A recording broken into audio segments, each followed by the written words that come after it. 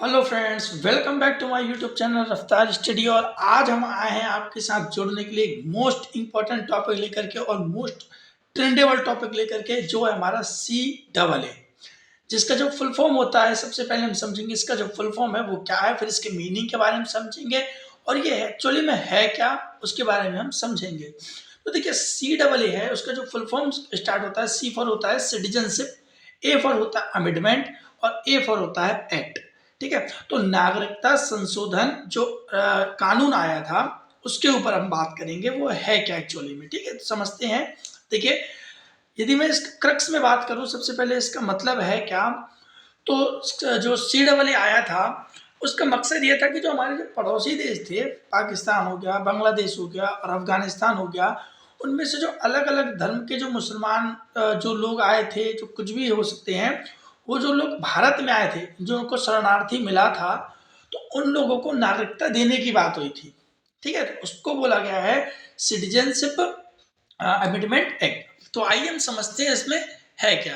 तो देखिए, पहले क्या लिख रखा है, नागरिकता संशोधन कानून को लागू करने के लिए गृह मंत्री ने 6 महीने का वक्त और मांगा है। हम CAA में बात कर रहे हैं, विच मीन्स कि इसको लागू करने के लिए जो 6 महीने का टाइम मांगा गया था गृह मंत्रालय के द्वारा, बट ये अब जैसे ही चुनाव नजदीक पास आ रहे हैं लोकसभा के, तो उसको ध्यान में रखते हुए CAA है वो पूरे ऑल इंडिया में इम्प्लीमेंटेशन करने की बात कही गई है।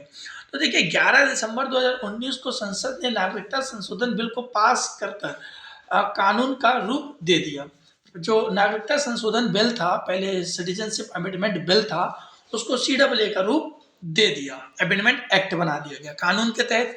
जैसे कि मैंने बताया, इस कानून का मकसद था कि जो पड़ोसी देश है हमारे, पाकिस्तान, बांग्लादेश, अफगानिस्तान, वहाँ के जो धार्मिक आधार पर सताए हुए जो गैर मुस्लिम थे, जो मुसलमान नहीं थे, उन लोगों को नागरिकता देने की बात कही गई है इस बिल में।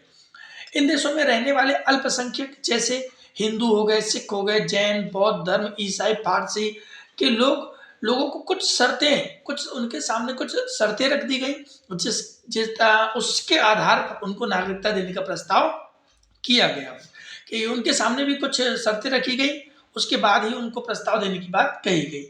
भारतीय नागरिकता कानून बिल 1955 में लागू हुआ था।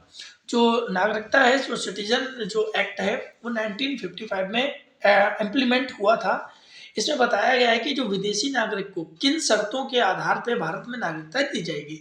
जो विदेश के जो लोग होते हैं वो भी इंडिया में अपना, बोल सकते हैं, स्टैंडर्ड ऑफ लिविंग अपना वो अच्छा करना चाहते हैं, परमानेंटली यहाँ पे सेटल होना चाहते हैं, माइग्रेट होना चाहते हैं, तो कौन सी ऐसी शर्तें हैं जिनके आधार पे उनको नागरिकता दी जाएगी भारत की। तो यदि हम बात करें तो अब तक 6 बार अमेंडमेंट हो चुका है इस भारतीय कानून बिल में। ठीक है, एक तो 1986 में, 1992 में, 2003 में, 2005, 2015 एंड 2019 में अब तक संशोधन हो चुका है। तो 6 बार टोटल हो चुका है। सबसे पहली बार 1955 में आया था। ठीक है, आगे यदि हम बात करें तो पहले भारतीय नागरिकता के लिए क्या वो प्रोसीजर था कि पहले भारतीय नागरिकता लेने के लिए 11 साल रहना जरूरी है भारत में।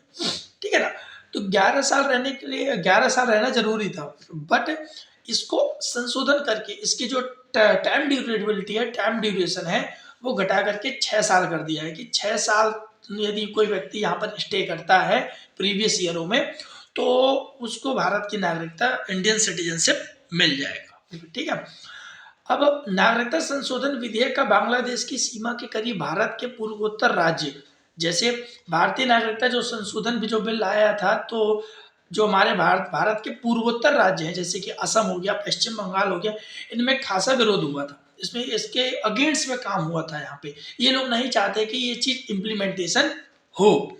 ठीक है, अब इसके पीछे रीजन क्या था कि ऐसा उन्होंने क्यों कहा। तो असम के लोगों का तर्क था, उन लोगों ने तर्क दिया था कि बांग्लादेश से बड़ी तादाद में, तो जो बांग्लादेश है वो वहाँ से रिलेटेड तादाद में आए हिंदुओं को नागरिक देने से यहाँ के मूल के निवासियों का अधिकार खत्म होंगे। अब देखिए, या ऐसा कहा गया है कि बांग्लादेश से जो आए हैं जो लोग हैं, तो उनसे क्या होगा, आने से उनके मूल निवासी का अधिकार, अब जैसे जो असम के लोग हैं, असम के लोगों का अधिकार कम हो जाएगा। कम क्यों होगा? क्योंकि दूसरे जो राज्य हैं जैसे कि असम हो गया और भी दूसरे राज्य पश्चिम बंगाल, वहाँ के यदि लोग वहाँ पे जाएंगे तो उनके अधिकार कम हो जाएंगे, ऐसा उनका मानना था, ये उनका परसेप्शन था। इन राज्यों में पहले ही बड़ी संख्या में आए बांग्लादेशी घुसपैठ मौजूद हैं। अब देखिए इनका एक भी कहना था कि यदि हम इस बिल को इम्प्लीमेंटेशन कर देते हैं तो एक तो पहला कि हमारे जो लोकल लोग हैं उनके अधिकार कम हो जाएंगे, और जो बांग्लादेश से जो लोग आए हुए हैं वो घुसपैठ हैं, विच मीन्स बोल सकते हैं कुछ क्रिटिसाइज करने वाले लोग हैं, ठीक है ना, घुसपैठ ये थे जिनका मकसद अच्छा नहीं होता उन राज्यों के लिए। आगे केंद्र सरकार असम में नेशनल सिटीजन रजिस्ट्रेशन एनआरसी, ठीक है, बिल आई गई थी। जो एनआरसी था ये भी इम्प्लीमेंटेशन किया गया था बांग्लादेश में, सॉरी असम में, जिसका मकसद यहाँ रह रहे घुसपैठियों की पहचान करनी थी। देखिए एनआरसी पर भी बहुत अच्छा खासा बातचीत हुई थी। इसमें असम में ऐसा मानना था कि वहाँ के जो घुसपैठी जो आए हुए हैं, जैसे उनको अभी भी बताया था कि उनको डर था कि यदि बांग्लादेश से रिलेटेड, पश्चिम बंगाल से रिलेटेड, वॉट एवर जहाँ से भी हैं घुसपैठी आ सकते हैं, जो उनका मकसद उस राज्य के लिए अच्छा नहीं होता है। लोग जिन लोगों के लिए भी, उन लोगों का पहचान करना था through the NRC, national citizen register. इसके तहत उनको क्या करना था, पहचान करना था इन लोगों का। तो होप्स आपको ये बिल समझ में आ गया होगा कि CAA जो बिल है वो क्या है। CAA बिल बस यही बताता है आपको कि जो बांग्लादेश हो गए, हमारे जो शरणार्थी जो हमारे आए हुए थे बांग्लादेश, पाकिस्तान, अफगानिस्तान से, तो वो जो गैर मुस्लिम है उनको सिटीजनशिप देना है, ये हमारा पूरा ओवरऑल मकसद है इसका। और इसको हमारे माननीय प्रधानमंत्री जी नरेंद्र मोदी जी इसको इम्प्लीमेंटेशन करने के बाद बहुत तेजी से कर रहे हैं, और क्योंकि लोकसभा के जो चुनाव है बहुत ही नज़दीक है। आपका क्या मानना है इस बिल के तहत, हमको कमेंट बॉक्स में जरूर बताइएगा। Thank you so much for watching this video. Like, share and subscribe.